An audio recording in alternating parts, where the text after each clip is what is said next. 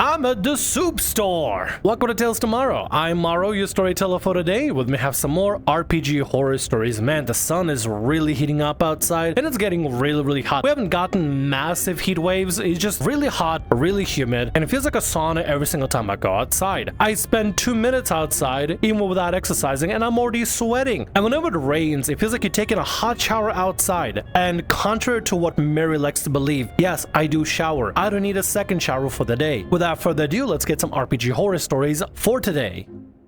GM's girlfriend ruins game before it starts. Relatively light-hearted horror story here, but still funny in hindsight. The setup for the horror story is pretty basic.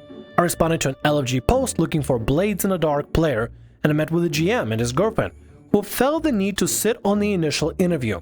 Not that big of a deal generally, but it did strike me as odd. Whatever, they both seemed cool, and I pitched my character and talked about safety tools, lines and veils specifically.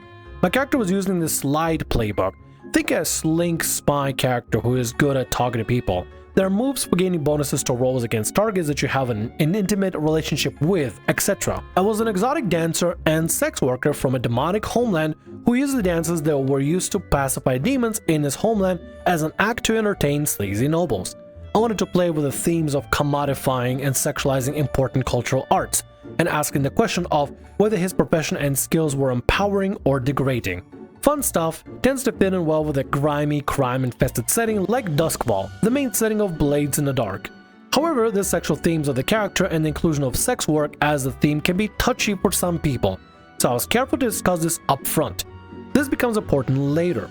So I hop on Discord for pre-session 0 to brainstorm, and the GM and his girlfriend spend the entire time talking with an old friend of theirs, also playing a game, about Minecraft server drama. At this point, I'm mildly annoyed, but since session 0 was scheduled for later this week, I shrugged it off and prepped for that.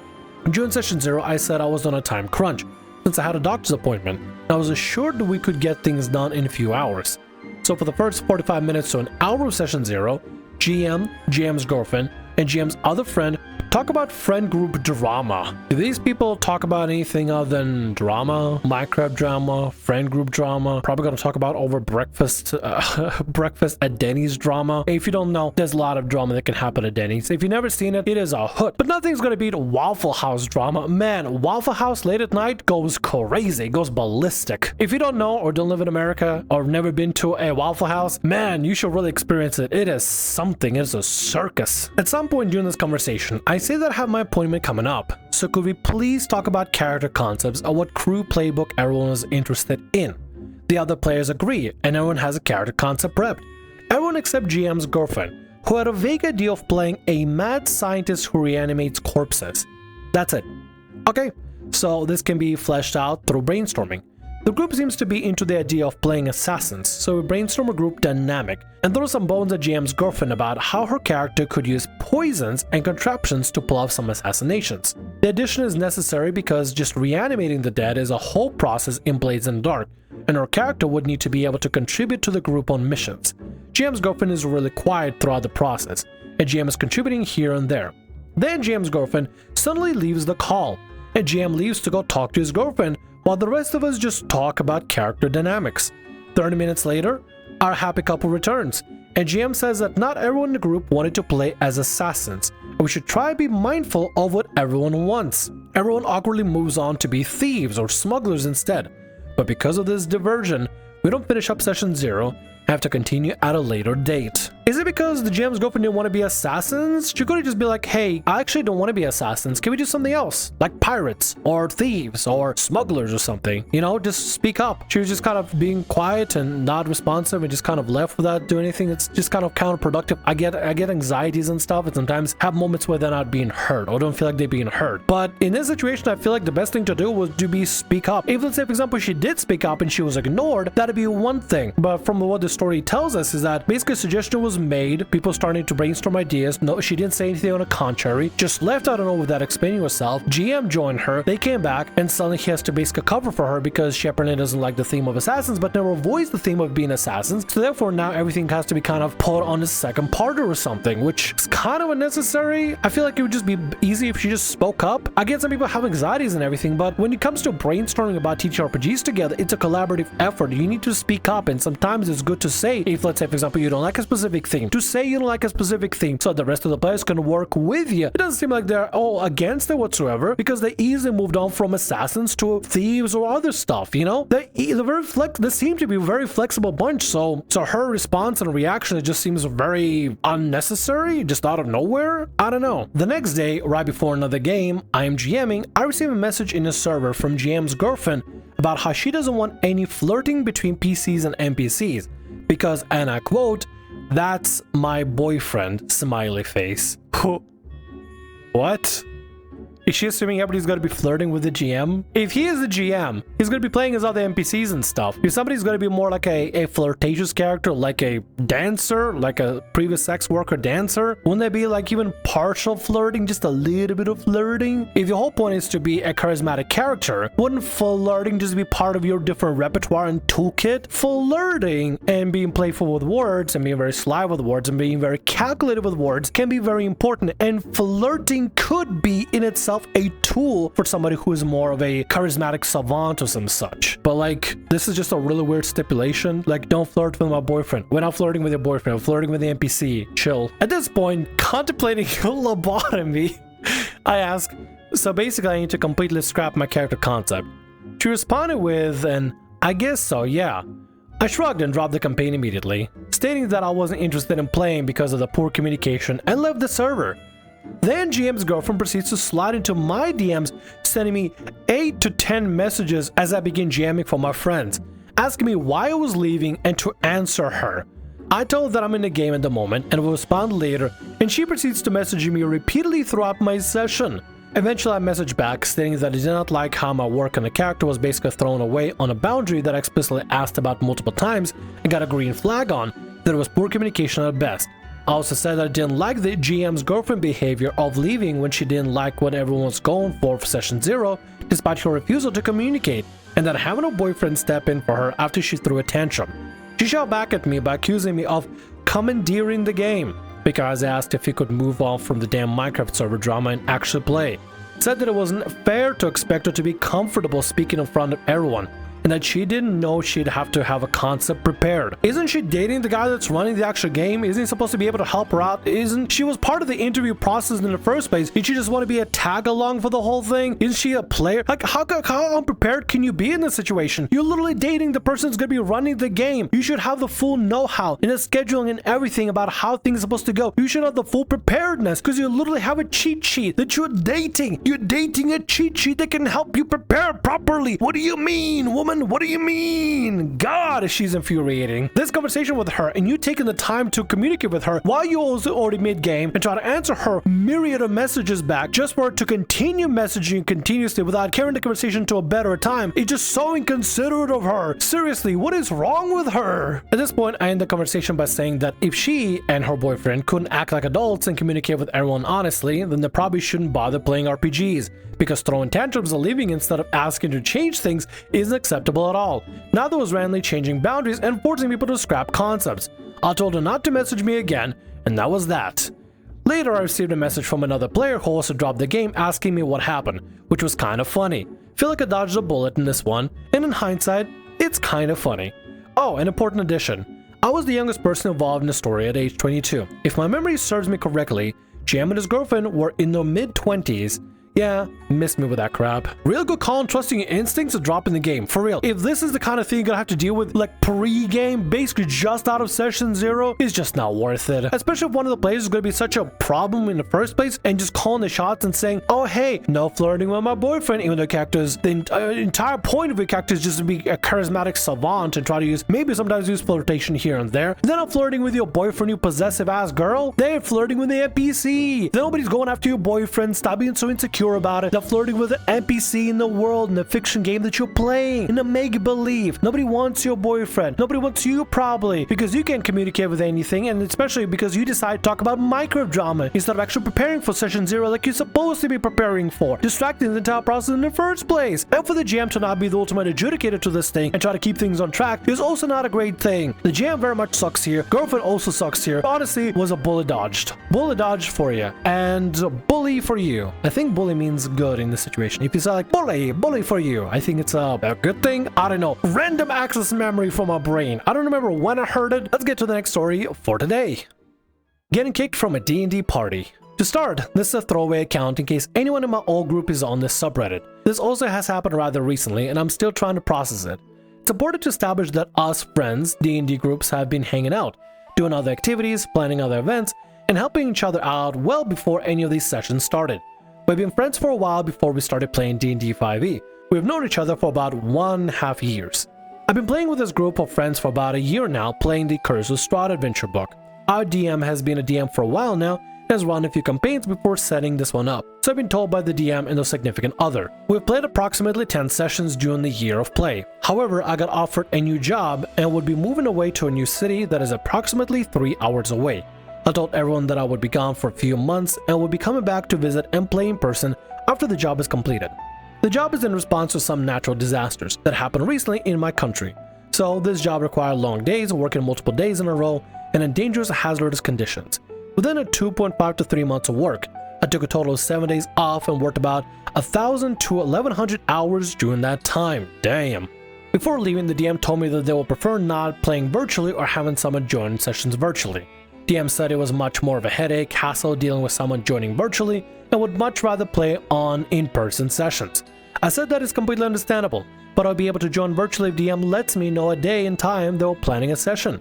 DM said that they would let me know a day and time that they'd schedule a session and try to play virtually. It is important to also note, DM and DM's significant other are supposedly playing another D&D campaign with the families completely virtually. Then there's no excuse not to play it virtually. With how easy it is to set up Roll20 and Foundry and stuff, there's really honestly no excuse. And even if you don't want to use Foundry, I know Foundry could be a little bit more like manual, you could always use Roll20, which probably has a bunch of pre-done maps and pre-done things that you could just easily use. And if they're already using virtual stuff anyway, what's the point of switching this game to virtually to accommodate the player that clearly has to go for work? They have to go for work. I just don't understand this mentality. They don't want to accommodate you even though they're accommodating other people, even though it's so easy to accommodate virtual experiences. Just seems strange, but I mean, I guess maybe they just prefer the game in person. I don't fully know. It's weird. Honestly, I have no idea. The whole time I was away and working, I did not get a notification from the DM if they're playing or setting up a D&D session.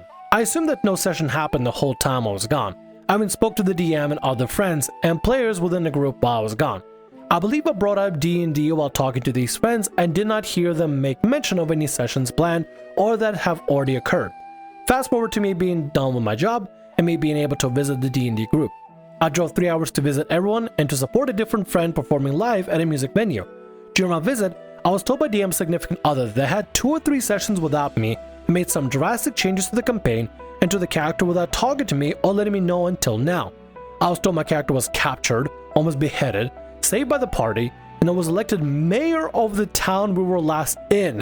Why are they touching your character? Why are they enacting things on your character's behalf when you never asked for it? The most polite thing would be in this situation, if you don't want to accommodate the player that's going to have to be away to get him to play virtually, is by leaving the character alone, removing them from the story for a little bit, and just letting the player pick the character up when they're free again. Having this happen for no reason whatsoever, having this player character be played up by somebody else and be basically, I don't know, take all the agency taken away because you're just showing play agency from DM's perspective or whoever's running them. It's the same thing as if somebody was playing Morrow when I wasn't even there. You're not playing Morrow because I'm playing Morrow. Play somebody else. Let me play my character. Don't make decisions for my character. Let me make decisions for my character. They're my character. Leave him alone. If I have to leave for whatever reason, just make the character just not be there. Simple as that. That's the simplest thing they could do. They could just make it so that your character is just absent for whatever reason, nondescript reason, because you physically can't be there. So therefore, your character just get meddled with. They'll messed around with or change in some significant way, like becoming a mayor all of a sudden. DM's significant other asked how I felt about that,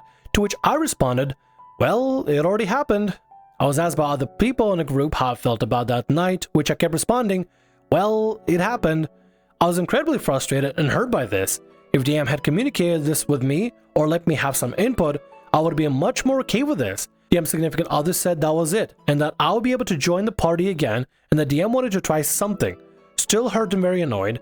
I left it alone and was looking forward to being able to play with my friends again. I'm honestly surprised you said, well, that happened when you could have said, I'm unhappy over this. You know, you're allowed to say you're unhappy over this and you're not okay with this. You should have said, you should have been honest and said, I'm not happy with this. I'm not okay with this. I wish I would have told about this sooner while I was gone. And I'm not happy knowing the fact that my character is being played without me. That doesn't even feel like my character at that point. I think this is the prime time to be as honest as possible and just to be direct, honest, obviously not rude. Yeah, I get you upset, but you should probably voice the fact that, yes, I'm upset because I'm not happy with this, because somebody's playing my character and I'm not playing my character. So therefore, it feels like my character's agency and actions being taken away from me, because that's basically what's going on. You should have been more honest, honestly. I feel like more honesty, more communication would have been better than just say, well, that happened. I get you upset. You don't want to stir the boat and everything like that. But I feel like honesty would have gone a long way in the situation. Now the 2 to 3 weeks pass and I decided to drive 3 hours again to visit friends and to help support DM's significant other putting on a pride event that happened just this weekend. I arrived at the event and meet several people I haven't seen and got to catch up with them. It was a fun time until I got talking to some other friends in town that were not part of the D&D group.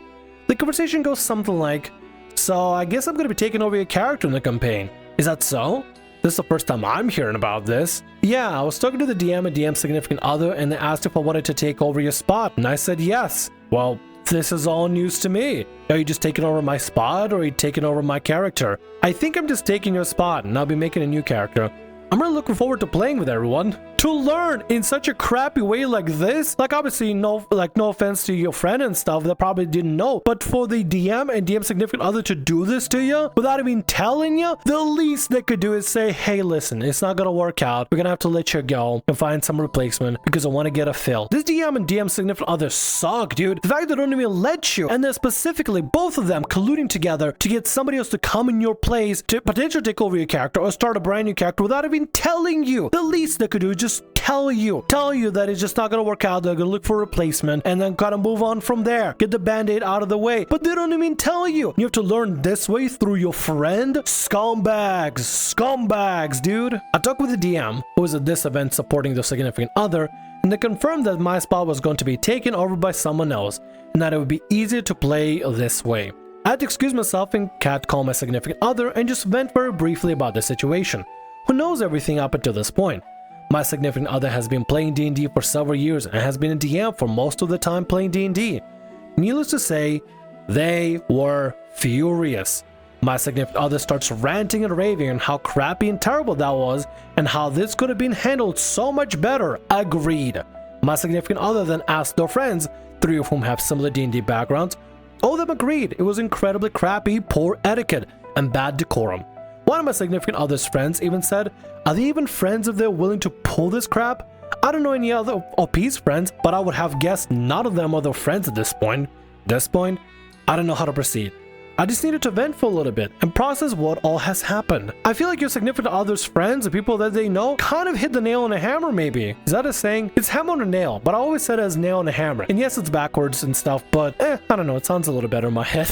It makes no sense, but whatever. Humor me for a bit. They don't know the people, so obviously they're coming in with no bias whatsoever. But just when you lay out the fact themselves, that does not seem like a friendly behavior in the slightest. If one of my friends did that to me, I wouldn't really consider him a friend. In fact, actually I did have a friend literally lay into me over something absolutely stupid and bizarre just recently, to the point where little was raising my stress levels and affecting my blood sugar, which as a diabetic, one of the biggest hurdles is stress. Stress can skyrocket your blood sugar to the nth degree, and I was getting bombarded with so much stress, absolutely unnecessary stress, accusation, and gaslighting from somebody that I considered a friend. But if your friend is going to be behaving like this, are they really a friend? Are they really a friend? You really got to consider, are they really treating you in a friendly way? Would a friend just replace you without telling you something and just letting you find out from another buddy of yours like that? I don't think so. I think a proper friend would just address it directly. They'll probably try to address it in common understanding manner, trying to see eye to eye with you without just keeping secrets away from you. A normal friend that would have some kind of disagreement with you or try to have a issue or concern about something like D&D scheduling would just tell you about it directly and talk to you directly about this specific thing without trying to go behind your back or try to do something scummy like the DM and the significant other done here. Honestly, this friendship is like a can that should kick down the road like a bad joke that it is, because honestly this DM and significant other are not not worth it in the slightest. Not worth spending your time on them or energy. You should focus on yourself. Hey, maybe in fact join your significant other's games or look for other games. No D&D is better than bad D&D, and crappy friendship is crappy friendship. Just plain as day. You may try to salvage it or you may try to stay friends, but honestly, if a friend did that what they did to you, I would just write them off as non-friend, because that's not what friends do. Friends will be direct with you. They'll try to get things resolved in proper way without screwing you over completely or trying to make you feel miserable. Because I bet this feels miserable to you. I bet this doesn't feel good just knowing to find out from your buddy that you met that apparently you're being written out of the campaign without them telling you ahead of time about this. That probably doesn't feel great at all. And they have no remorse or pity over this. They're terrible people. You should kick them down the road like a rusty can and forget about them, honestly. A little bit of final thoughts from Editor Morrow here. Hello, Editor Morrow. Hi. This is sucky. Your quote-unquote friends aren't friends. They are assholes. They are jerks. They are literally one of the worst people out there. It would have taken them seconds, maybe even minutes at most, to just tell you, hey, it's not working out. Gonna have to let you go. I'm so sorry. I hope you find yourself good games to play in. And that's it. But no, instead they think it's appropriate and okay to go behind your back, talk to your friend, ask one of your buddies to join in replacement of you, and not even tell you about this. When are they gonna tell you about this? I think the first thing they should have done, if they were actual friends or actually even gave a crap about you whatsoever, is tell you first and then look for replacements afterwards. That'd be the most appropriate thing in my opinion to do. And with that, that's gonna be all our stories for today. I want to thank you very much for watching, and thanks so much for being here. If you like what I do, consider subscribing to the channel and leaving a like. Also, if the RPG Horror Stories ever goes down, or if you want to submit your own personalized horror story, email is down in the description below. I'll see you again in more Tales Tomorrow. Bye-bye.